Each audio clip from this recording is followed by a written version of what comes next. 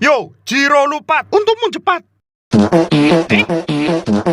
Loh, kok iso ngentut? Loh, mayite ngentut. Kaget aku. Mungkin selama uripe entute kerep diempet. Iya, Pak. Bojoku selama uripe jarang ngentut. Tapi nek sekali ngentut ambune nobatne wong. Coba sumpelono ilete, jagani nek ngentut meneh. Ilete. Wis. Wis aman iki. Ra kambon gas beracun meneh. Mendung nek waduh, pemean kurung tak entasi.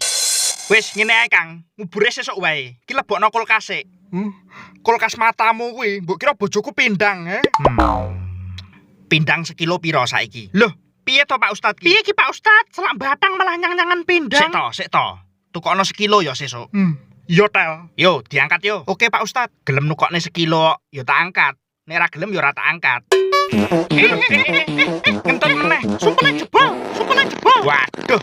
Baji dong, ambune peteng. Gateli bojone malah guyui. A few moments later. Jambu alas mepet wit nongko. Sore-sore ana wong bongko. Wit rembesi mepet wit jati. Ngene iki janing repoti. Monggo.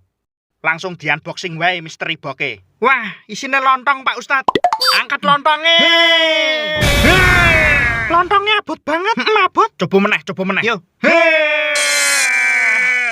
Boyokku sempal Pak Ustad. Abot Pak Ustad. Ewang ngono. Moh, pindange rong tukokne kok.